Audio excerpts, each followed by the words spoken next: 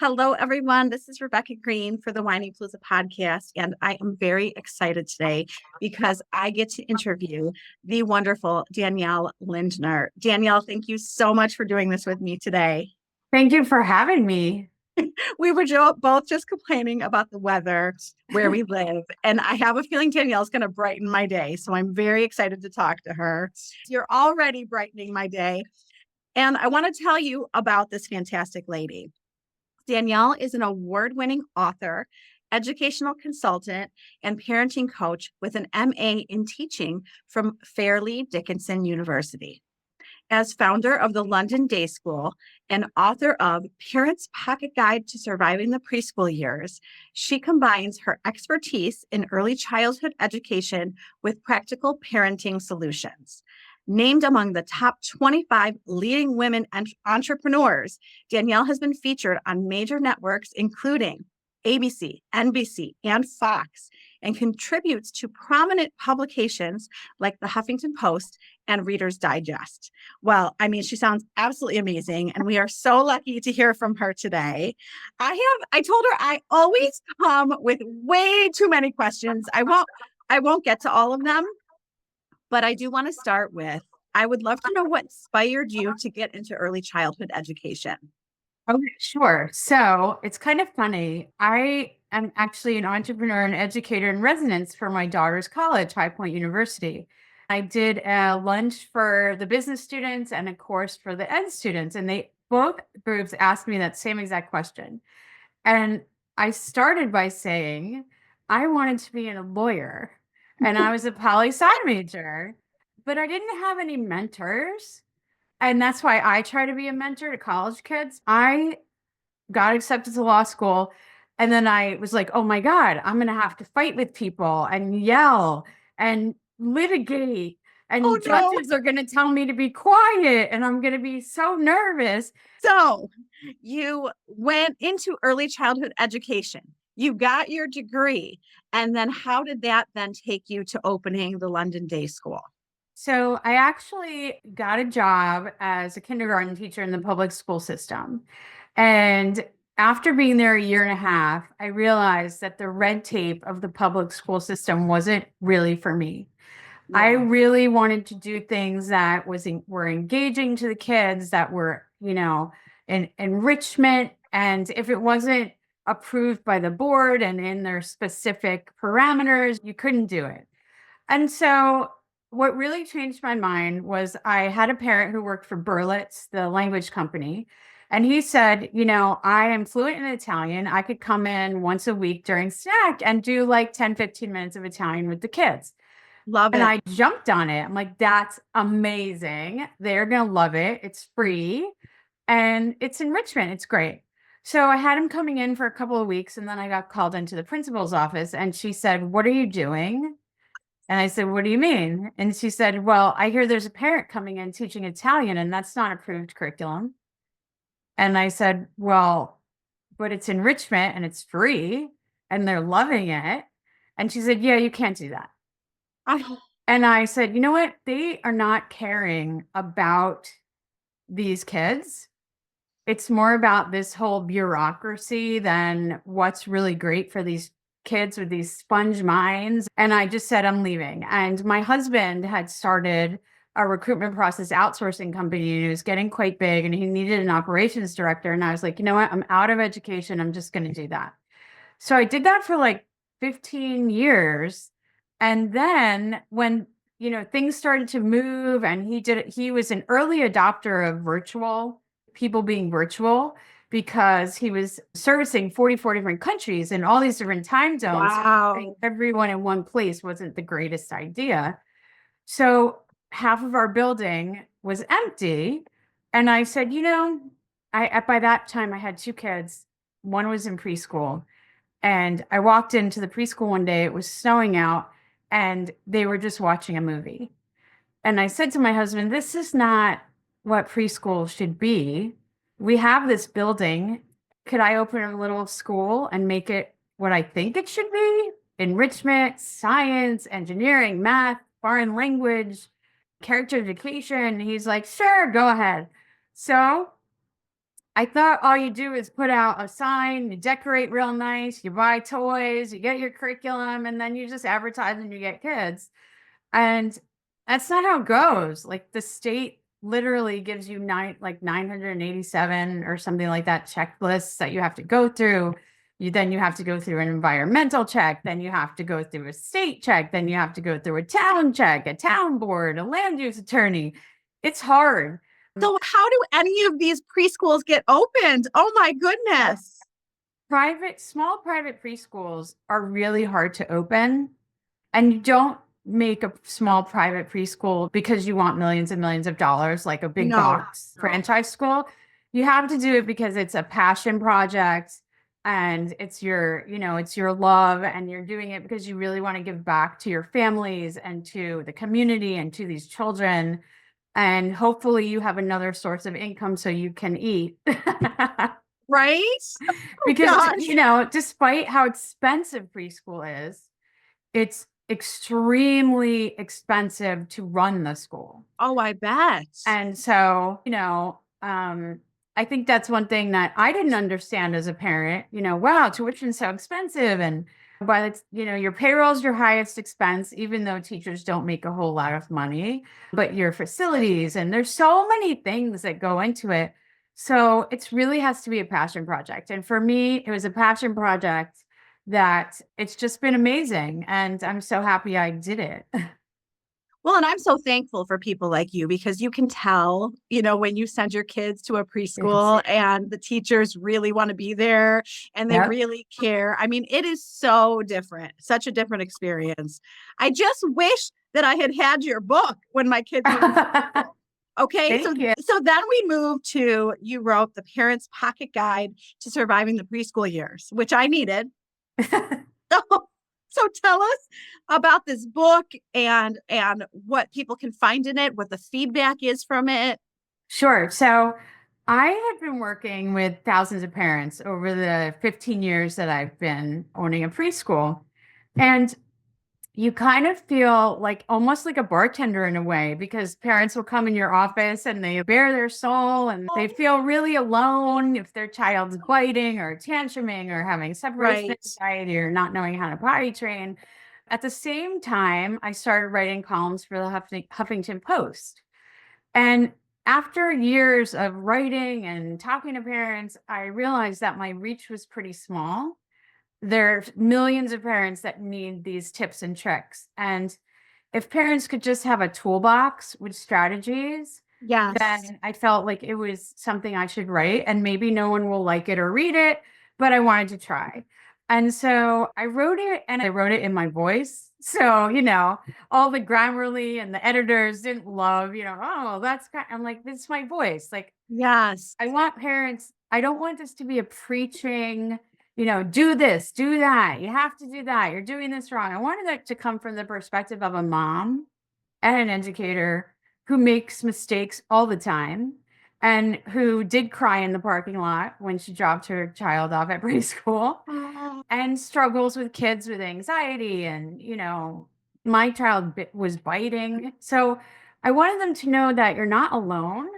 And even someone in education with tons of experience still has learning to do. And so I wanted to impart that. And then I was shocked to see that all these people on Amazon, where I put it and I'm selling it, were like, oh my God, it's invaluable. I can't live without it. It changed my life. It's the best book I ever read for parenting. And I sent this to my two girls. I said, read my reviews. They're like, how much did you pay them? I'm like, nothing. I don't even know these people. Thanks for your support, kids. Awesome. They're going to be using that book one day when they have kids, by the way. Exactly. So, and the next book I'm going to be working on is called The Kindergarten Blueprint, based on a study that my husband, who's an organizational psychologist, and my daughter, who's going for a doctorate in clinical psychology, did with kids 2 years old to 4 years old to find out how they felt about themselves. And at what point do kids realize that they are better than, less than, smarter than, nicer than their peers? And it turned out by age 2, they're already forming these opinions. Wow. I know. It's shocking and it's sad that by 4, they already can feel bad about themselves. And so I want to write a book about before you get to kindergarten. These are the things that you should be doing to build your child's confidence and their, self-awareness, and all the tools that you should do before they get into the public school system or even the private school system, because it really does happen before kindergarten. By the time they're in kindergarten, they kind of have a perception about themselves. And I say it's better to get it right in the beginning than have to undo what happened, things that happened before then. So that's the next project. Well, I mean, first of all, I love that this is coming, and I found you way too late, although I bet you could still help me. I bet you I'm still going to learn something. But I'm thinking about my son. I think he was 3 years old. He might have even been 2 when he bit his friend. And I was like, like it was like the first time he had ever done something like that. And I was like, Yes. so of course he felt bad about himself. And he was probably only 2 or 3. Great. So it makes sense as you're explaining that. And it is, age appropriate, right? But if they bite, like my daughter bit twice in preschool, and they said if she bites a third time, she's going to be, kicked out of school. And I was like, I'm working. I can't have her kicked out of school. I need her there. She likes the teachers. So the phone rings. It's the school. I'm like, here we go. Here it is. They call and they said, we're sorry to have to tell you this, but your daughter was bitten today by another kid. And I said, oh, thank God. It wasn't her. I'm like, ah. And they're like, you're not mad? I said, no. I said, one, she probably realizes that she shouldn't bite now because she's experienced it. And 2, she's not the only kid biting. So I felt like so happy. And That's awesome. I was just like, thank you for this phone call. This was amazing. Oh my God. It's so funny when we're thankful it's not our kid that they're calling. Yes. So I don't want to like pop quiz you, but I haven't read your book. I wish that I had before this, but like, do you have like a favorite tip or 2 that you can share with us to give us like a sneak peek? Sure. I always say that kids, it's trickle down education. Kids, teachers parents are kids' first teachers, and they love and respect their parents. So they're going to take cues from you. So if you are nice and polite to people and deal with things calmly, they're going to emulate that. If you are rude or, rough, or you're fighting with your spouse all the time, they're going to think that that's okay. If you come home from work and you immediately start wrestling, they're going to probably do that in the classroom and get in trouble. Oh gosh. Yeah, which happens. So I say, the behaviors that you want from your child, they start with you first. Yes. So that, and also anxiety. That's huge. Oh, let's talk about anxiety. If you're anxious about sending your child to preschool, if you are not ready yet, don't do it. Wait till you feel ready. Because and I'm not saying wait till they're 5, but if you have an 18-month-old and you're really not ready yet, and I think getting kids into preschool as soon as possible is amazing, because the scaffolding skills that they learn from 18 months old is just like really catapults them to success later on. But if you're going to be anxious and worried and you haven't found the right place, the place where you feel like they're going to be safe and cared for and loved, wait till you find that place, because they're going to pick up on that anxiety, and then they're going to go to school and feel anxious. So it's better if you can drop your child off and use positive phrases like, I know you're going to have an amazing day, even if you're crying inside, they'll pick up on that and they'll adjust faster. If you can keep them consistently in school. So, if you can do 5 days, it's the best for them, because consistency for kids is so important. But say you only do 4 days, try and don't do doctor appointments if you can during the school day, because then it just ruins the flow for them and it's hard for kids to transition. So I would say like those are the two biggest things that, really affect them on a daily basis. I mean, that makes so much sense. And I have to tell you, a woman that I worked with, another social worker, was like, anxious parents create anxious kids. So cut it out. That's what she. Yep. That is so true. That's so true. My kids say to me, Mom, you're always warning us about the worst thing that could ever happen to us. And I'm like, well, bigger kids, bigger problems. Like, my daughter was going to go skiing and she was I don't know, 20, and she really didn't ski. So I said, look, don't be brave because brave people die. Love that. And she's like, thanks, Mom, for that. I thought you were going to say, you can do it. I'm like, yeah, if you'd been skiing for 20 years, but you went once. I will tell you the good news is I grew up skiing. And when I took my family skiing, I looked around, everyone was wearing helmets. Yeah. Oh, this is new. Yeah. So wear a helmet. There's a point at which your kids are too young to give them this kind of information. And you really want to limit what you tell them. If they're anxious about something that they just caught on the news or something, you have to ask them first what they know rather than giving them more information than they already have. Recently there was, a plane crash in Washington, and it was all over the news. And a lot of kids see that and they're going on vacation and flying and they're scared. Yes. And I say, just be very simply, there was a, a problem on the plane, but the helpers are fixing it and, you're safe and I'm here with you, and just leave it at that. When they're 20, then you have to tell them, don't go out alone and change your Uber name and, all that stuff. Oh my God. My oldest is 18 and I'm like, there's just so much we could talk about with that, but I understand bigger kids, bigger problem. Yes. Don't send the news articles to your 4-year-old, but you can send them to your 20-year-olds.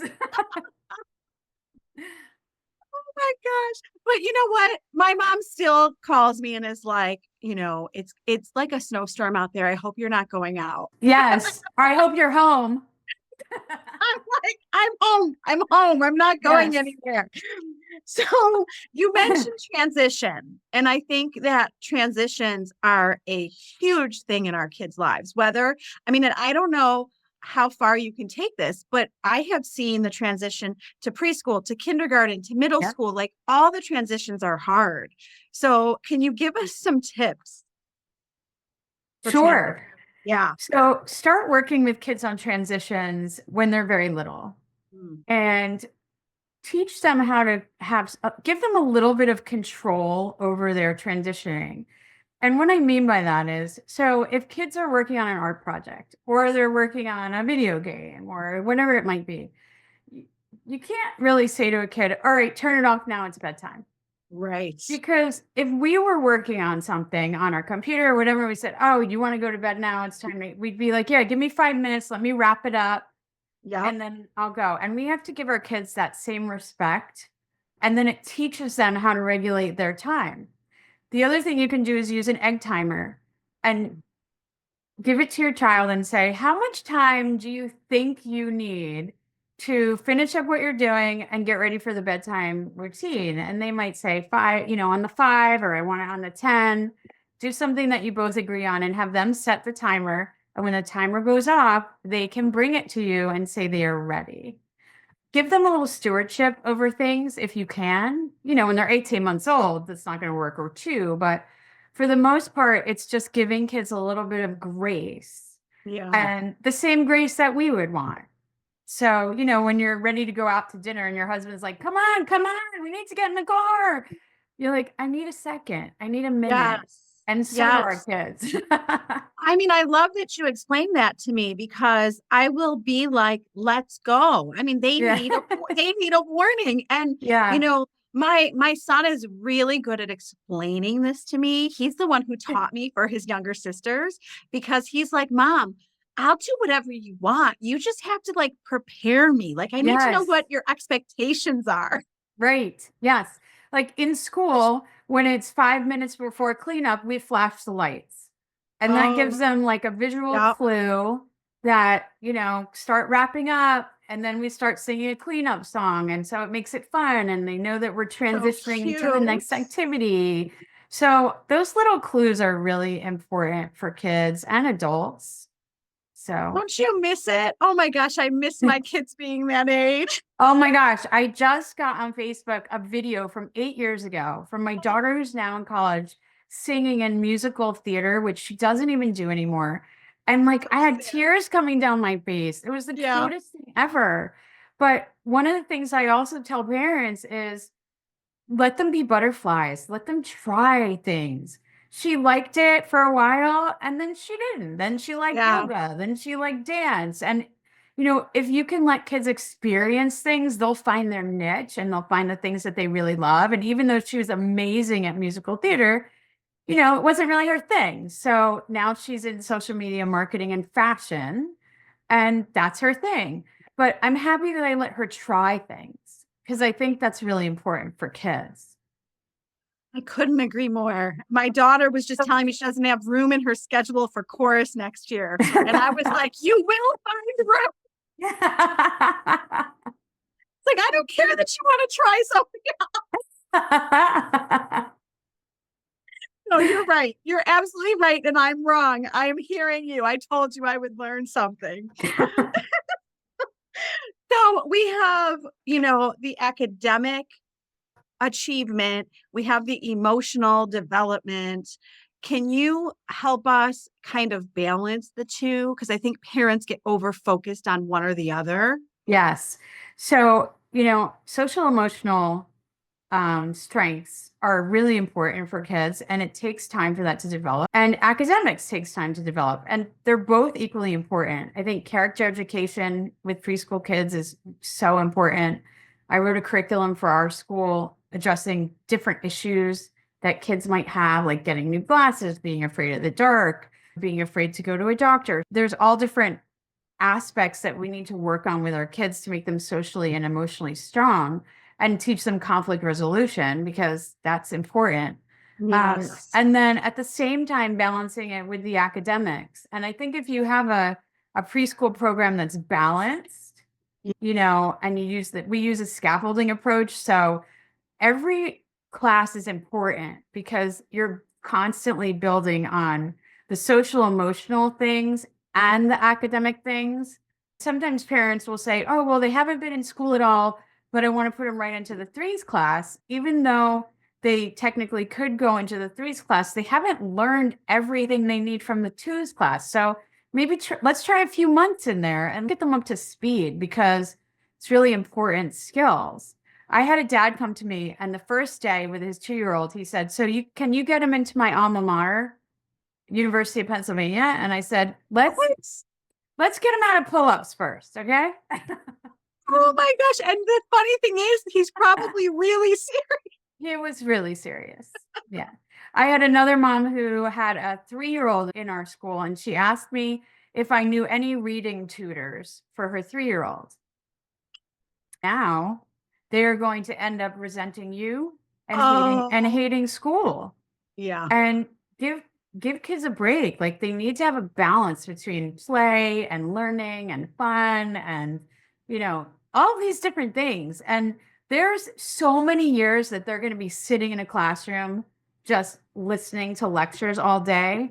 Give them those early years to explore and be kids. Yes. I couldn't agree more. I know so much more now than then. So I'm glad we're sharing this with everybody. Yes. I think that parents have a lot of misconceptions about the younger years. I think the biggest misconception is that there are perfect moms and perfect dads, and they see it all over Instagram. And they think that my child is bad and they don't listen because I'm a terrible parent. And I want moms and dads to realize that most kids are the same. And you can only do the best that you can do. Do your best. If you need coaching, which I love doing one-on-one coaching with parents, Like, do that for yourself, do that for your kids, because the only thing that we never got a manual for, we get a manual for our car, for our refrigerator, for everything, but not how to raise our kids. You're just expected to, like, here you go to it. And so Well, I yeah, think parents should be, if they're be open to getting help, and also don't get shamed by Instagram, because no one's going to put on Instagram, the bad moments. They just no, don't. And everyone has them. I had them. Everyone has them. yes. Well, and you and I have read lots and lots about parenting. And I always tell people it doesn't matter how many experts I talk to, it doesn't matter how Yeah. many classes I take, I still have challenges. Yes. And they have different kinds of parenting styles now. Like, that's the big thing, like the calm parent, the peaceful parent, the authoritarian parent. Yeah, Um, None of those work for every child. right. And most of the time I say you need to take all of those different approaches for the situation that you're in. If you have a child that's running across the street into car traffic, you need to be an authoritative parent. The Yes. peaceful parenting approach when your kid's in danger is not appropriate. If No. you have a child that's wearing weird clothes and you're like, it's not the best outfit for preschool, you can take more of a calm, peaceful parenting approach and work through it. But I think to say, oh, I'm this kind of parent or I'm this kind of parent, it just doesn't work. I like that. You're taking the pressure off because I think Yeah. parents do think they have to identify as a certain type of parent. So, I mean, you talk to so many parents. What common challenges are you hearing from them? Bedtime struggles are big, a lot of stalling, Yes. a lot of bedtime stalling, Yes. defiance.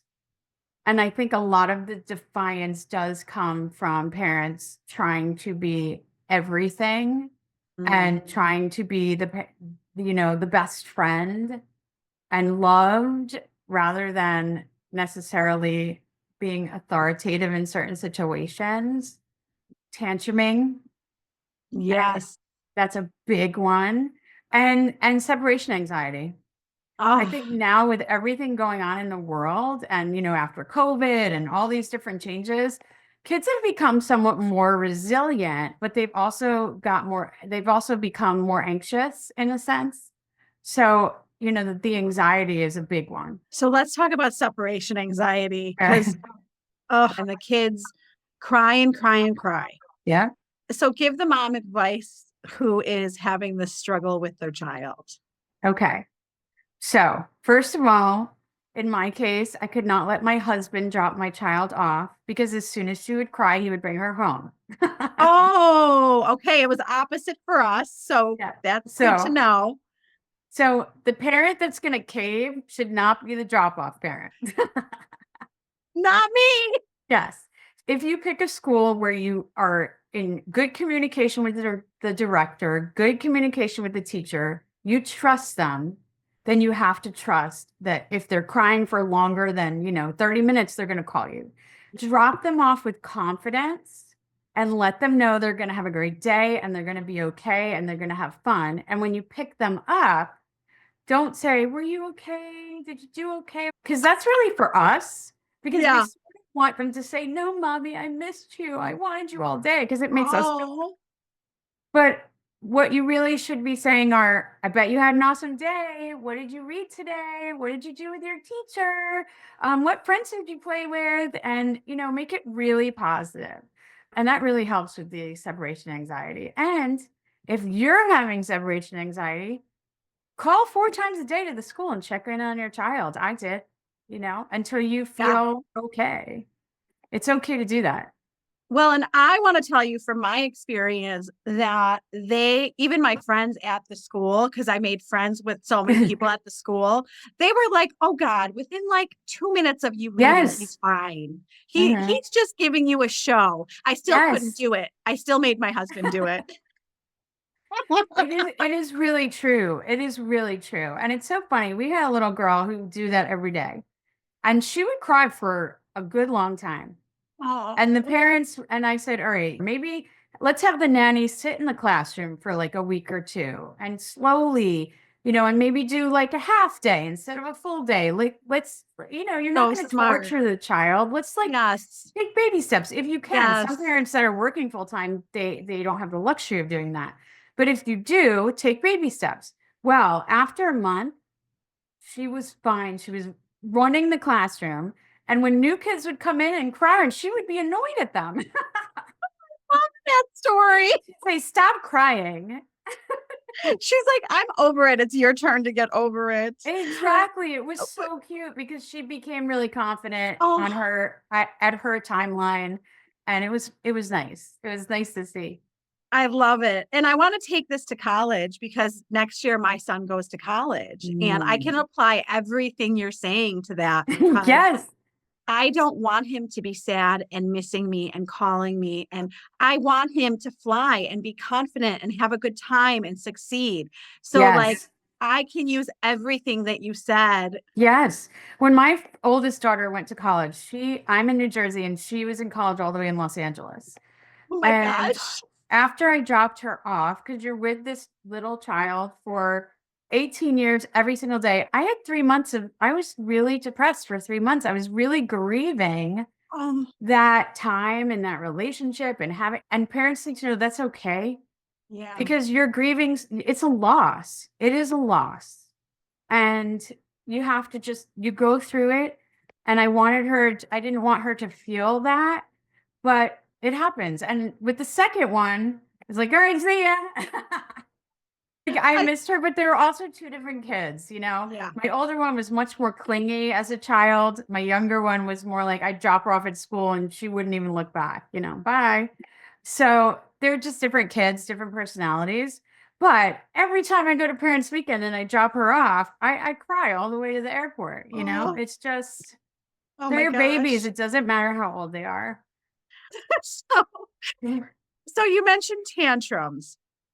And I want you to know, forgive my 12-year-old who I adore. She still sometimes has little, what I would call tantrums. Yeah. Help us with navigating tantrums, no matter what age our child is. Yes.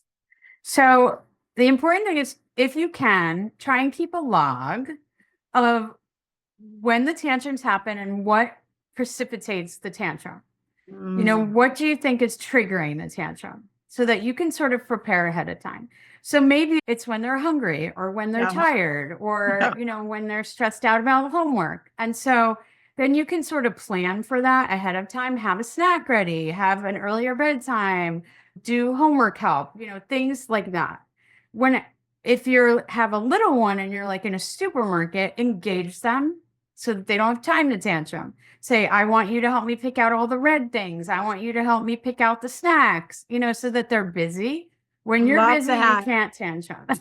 Such good advice. Yes. And, the other thing is when they're having a full on tantrum, if you're home, don't engage. Do Mm, not give any attention to the tantrum. Give the attention when the tantrum's over or when they do something where you think they would have tantrumed and they don't.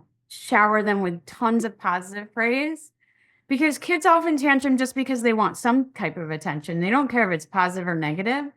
So you say to them, when you're done, come talk to me and we can figure out what you need. And then they're like, what? You're not going to yell at me. You're not going to say, oh, poor thing. What can we do to make you better? No, because that's what they want. It's manipulation. mm.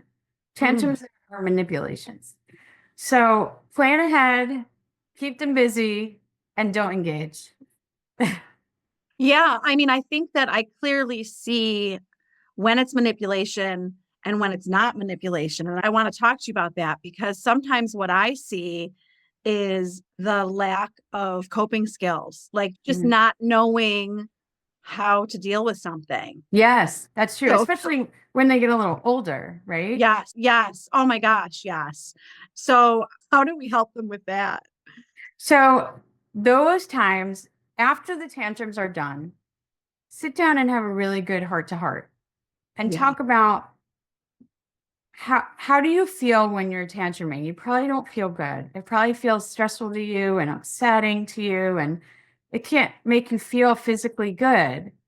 But what do you think makes you unable to deal with, the person at school or the homework stress, or what is it that makes you frustrated so that you have the tantrum? And then, why don't we work together to figure out tools that we can give you so that you can cope better?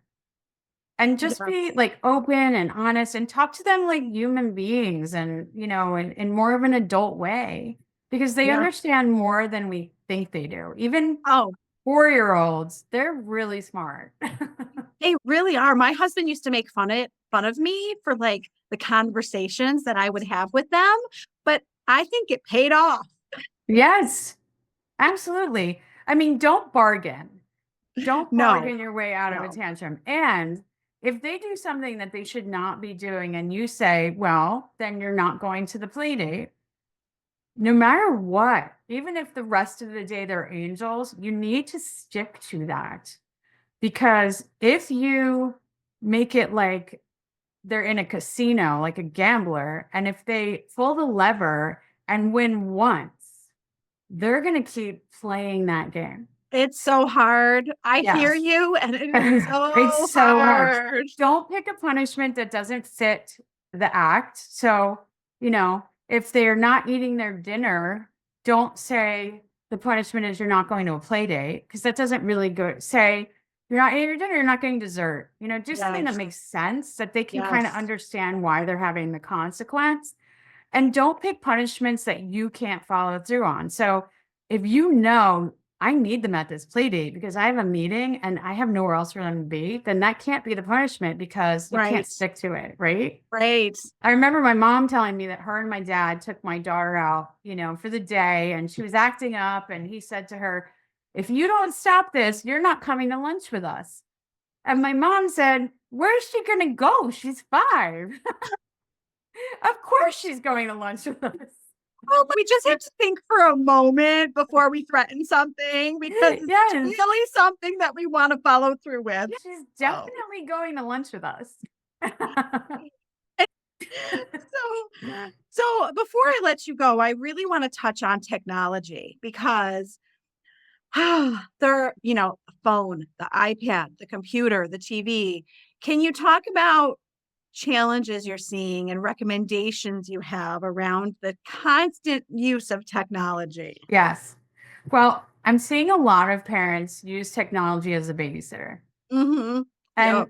I get it because, some parents have more than one child. They're all alone. They have no help.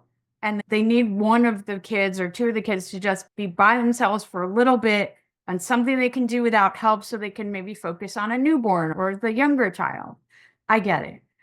But there has to be limits. And I think it's a good idea to make a technology contract with your kids and have them build that contract with you. So say, a certain part of the day after school, you're going to get technology time because, there are benefits to it. But let's come up with a time period. Like maybe we have 30, 45 minutes before a bedtime routine but always buffer it with a calming routine. So like we can do technology, but then we need, 15, 20 minutes of reading a book. Things that don't ding and buzz and give instant gratification because kids need to wind down. I think kids don't sleep well because they're not winding down. They're going from this crazy video game to trying to get to sleep and it's not great. So I think make a contract with your kids when they're I old like enough to that. understand. Even 4 and 5-year-olds will understand. We need to give our kids more credit because they Yes. definitely, I mean, you nailed it when you said, even when they're young, they are really smart. They're smarter than I was when I was young. The things they do in kindergarten now are like, we never did fractions in kindergarten. Now they're in fractions. We were doing Oh, like 1 plus 1. they asked me for help with homework, and I'm like, oh God.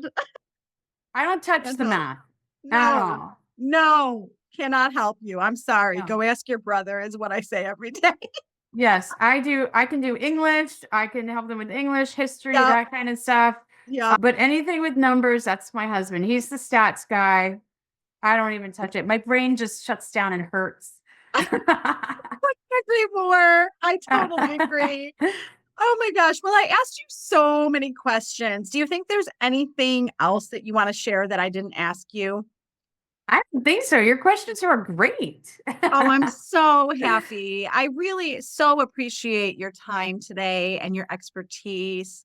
Can you tell everybody listening where to find you? Sure. So they can go to my website, which is daniellelindner.com, and it's Lindner. Everyone forgets the second N. Yeah. They can also go to Amazon to find my book, The Parent's Pocket Guide to Surviving the Preschool Years, and my Instagram, which has a lot, Instagram and YouTube has a lot of tips, especially my YouTube. I do a lot of videos for parents in like short clips with Awesome. little tips and tricks. So that's Danielle Lindner official at gmail.com. And if you go there, you'll see a whole bunch of, things about tantrums, making the supermarket trip easier, bedtime, getting a new puppy, what should you look out for, all different tips and tricks. And Instagram is just Danielle.Lindner. There's fun stuff on there too. So fun. Well, I loved talking to you and learning from you today. Love talking with you. This is Rebecca Greene, and I want to remind everyone to spend every day laughing, learning, and loving. Thank you for tuning in to the Whinypaluza podcast. If you like what you heard, please be sure to subscribe so you never miss an episode. While you are there, leave a review. I love to hear your feedback. Thank you so much for listening. Until next time. This show has been produced by Market Domination, LLC.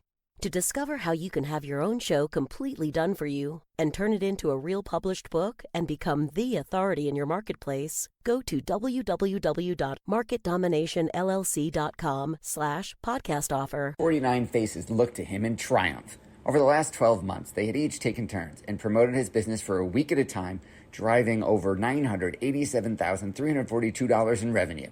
What if you had a network of 50 centers of influence who promoted your business every week for a year? Grab your copy of the #1 Amazon best-selling book, The Ultimate Guide to Growing Your Business with a Podcast, at 33% off the Amazon price by going to ultimatepodcastbook.com. Again, that website for 33% off the Amazon price is ultimatepodcastbook.com.